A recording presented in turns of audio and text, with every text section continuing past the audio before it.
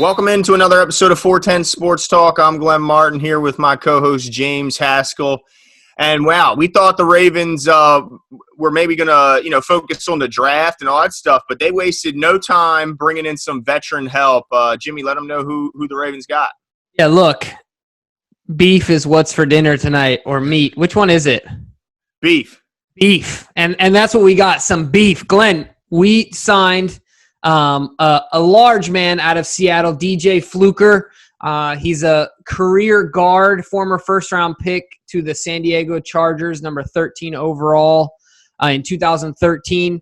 Let me give you some numbers here, Glenn. He's 6'5", 342, and I love this because he – like you talked about the idea of 700 pounds between Orlando Brown and Tyree Phillips.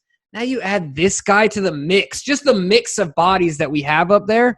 I mean, my goodness. So we thought we were done. I mean, I know I thought we were done. I think that you might have thought the same after Bredesen and Phillips. But then when this guy, look out, man. We are not getting pushed off the ball.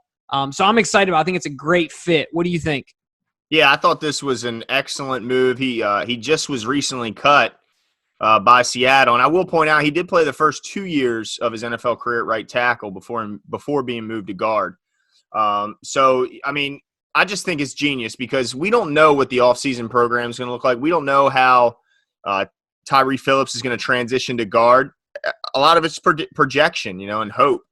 But this is DJ Fluker is an excellent insurance policy. He's the type of guy that's not going to need a ton of reps to get ready for this offense. Get in the playbook, and he can be serviceable with minimum preparation, which is what I think they're kind of preparing for. What if we don't have a ton of prep time with all these rookies, or what if we can't get them up to speed?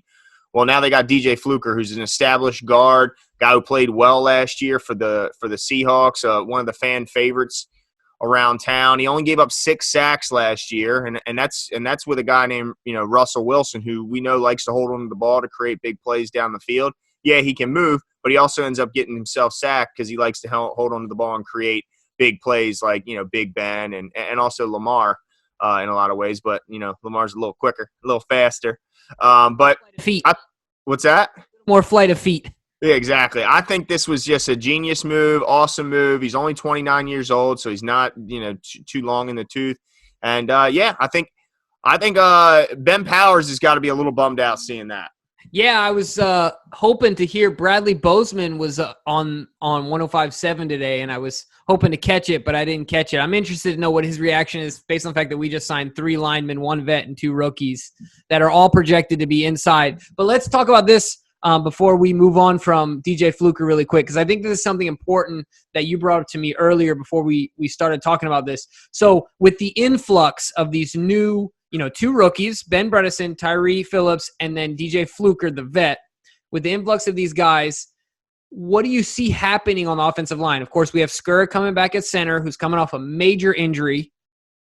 He's just barely squatting 300 pounds again. 300 pounds sounds like a lot, but he weighs 300 pounds. So he's just barely squatting his body weight again.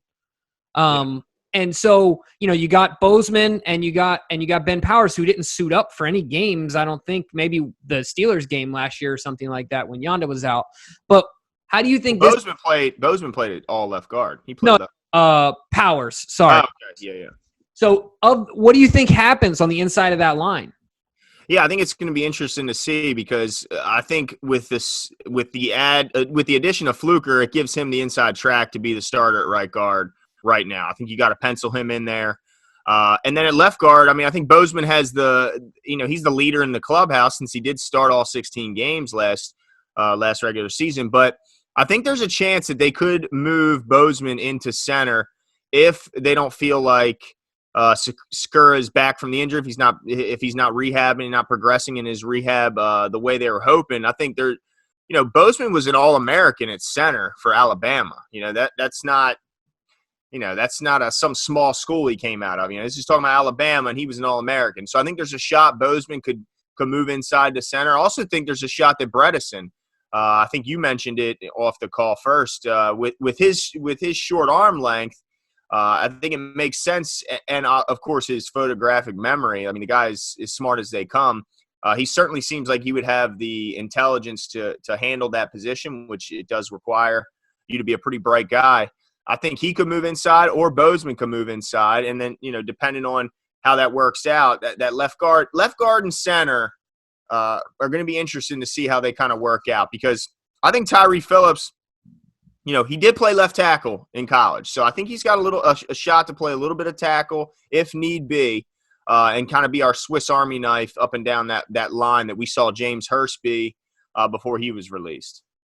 Yeah, I think it'll be really interesting too, and based on what's going on with COVID-19, it will, in less ramp up time and all those things, it will also add into the unpredictableness of what's going on, the unpredictability of what's going on. So you guys stay tuned, just like us. We're going to see what's going on as far as the interior offensive line. But either way, A grade for the signing.